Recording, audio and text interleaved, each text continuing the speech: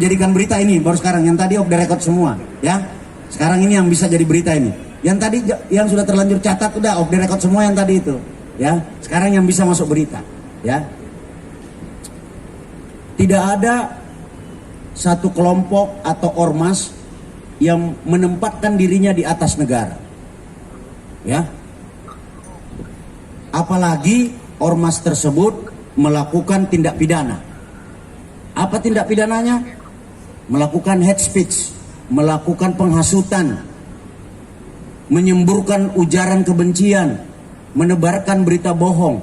Itu berlangsung berulang-ulang dan bertahun-tahun.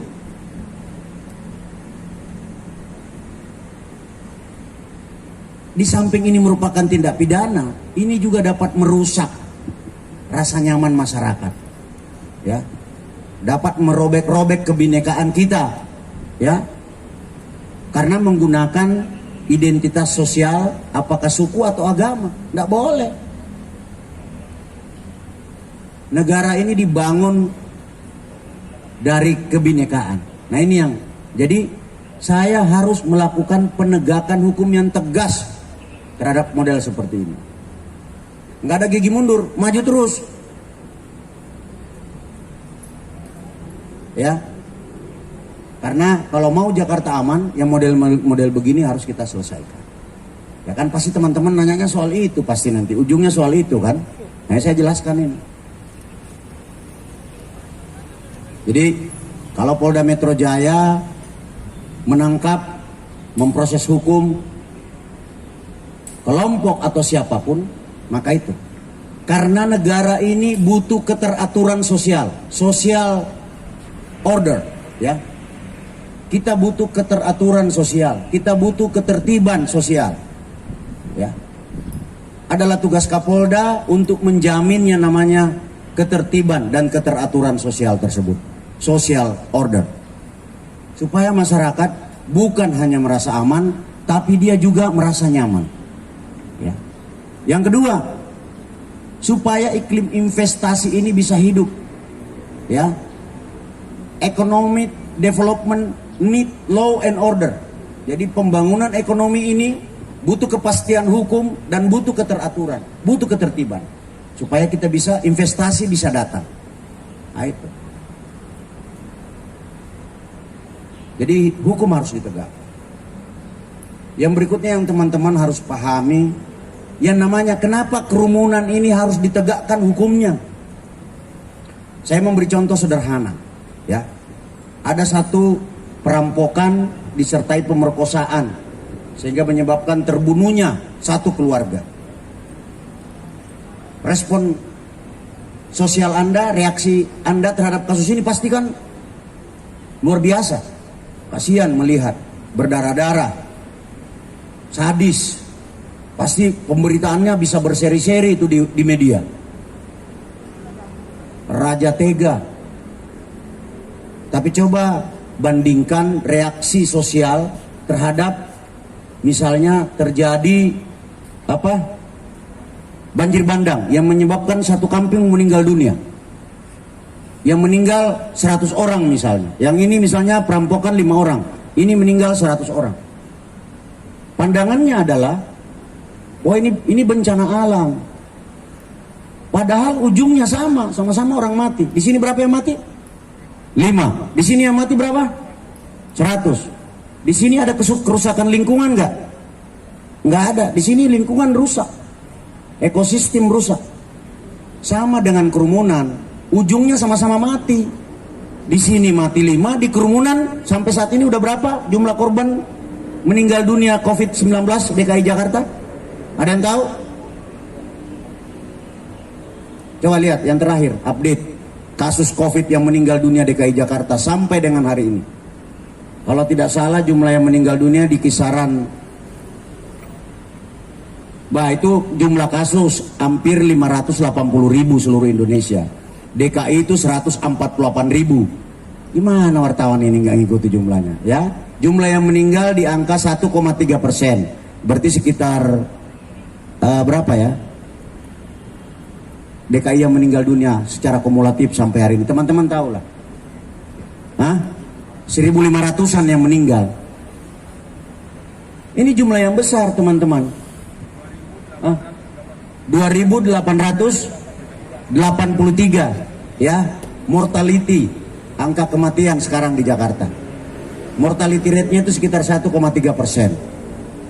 Setiap hari di Jakarta berarti ada yang meninggal dunia sebanyak 3 atau 4 orang, bahkan lebih.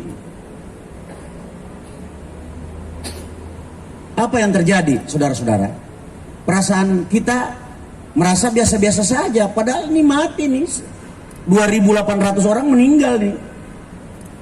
Coba ada kasus 365. Jadi tolong, ini mindset kita harus kita rubah.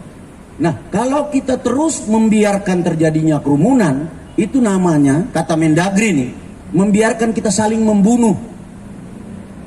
Membiarkan kita saling membunuh. Jadi mengapa pelaku pelanggaran terhadap undang-undang yang menyangkut protokol kesehatan itu kita harus tindak tegas? Yaitu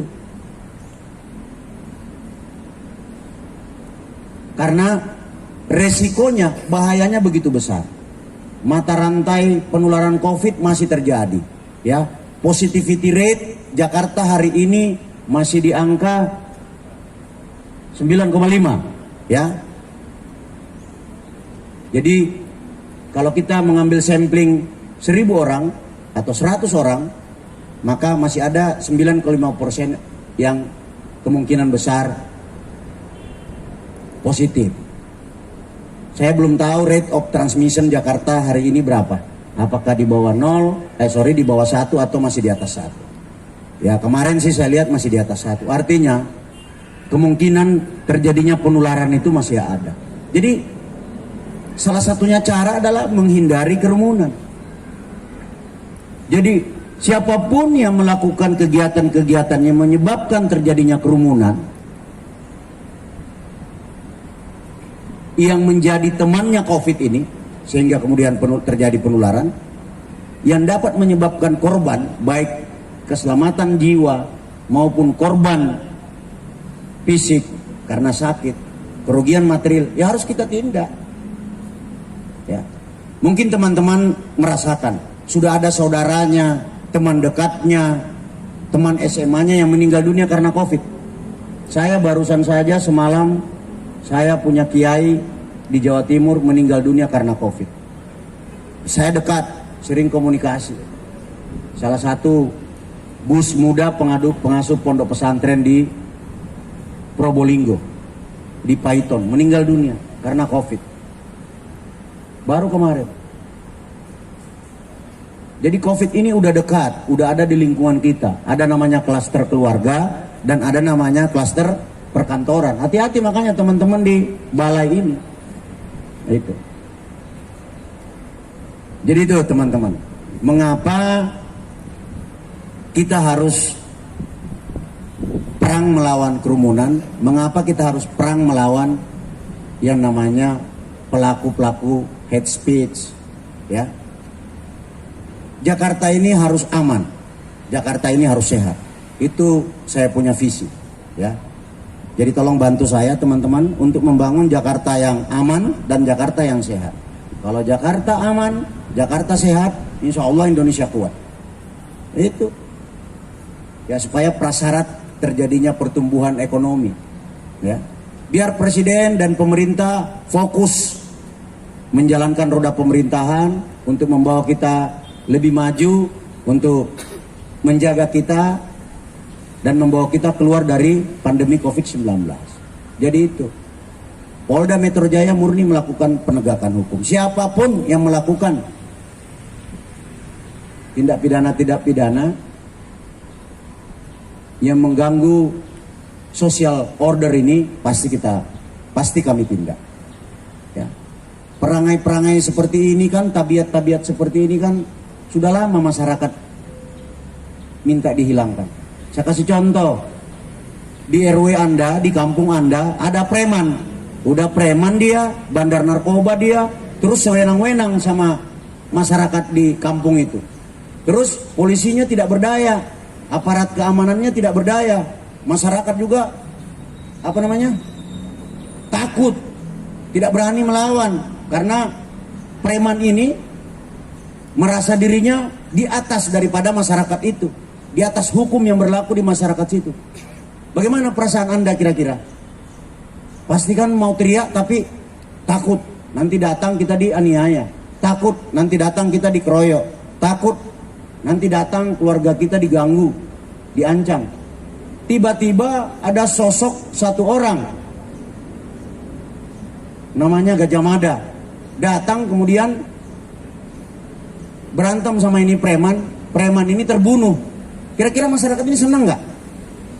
Pasti senang, terbebas dari narkoba, terbebas dari premanisme, terbebas dari caci maki, hate speech yang dilakukan oleh preman kampung ini. Nah, kan kita, dan ini preman ini sudah lama dia menganiaya, mengancam warga di situ. Dari semenjak tahun 98 misalnya preman itu ada di situ di kampung itu. Sampai sekarang 2020.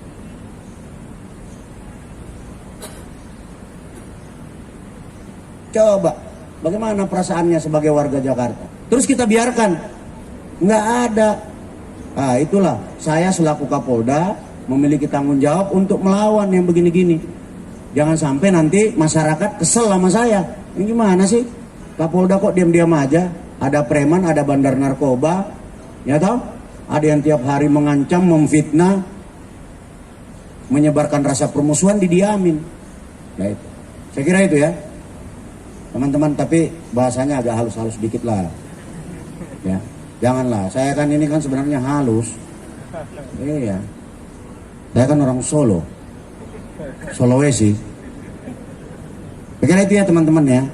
Ini kok Kapolda kok ya it's now or never ya.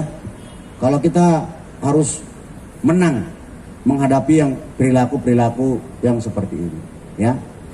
Marwah negara ini harus kita jaga. Tidak boleh ada satupun kelompok yang merasa dirinya di atas negara. Marwah negara ini harus kita jaga.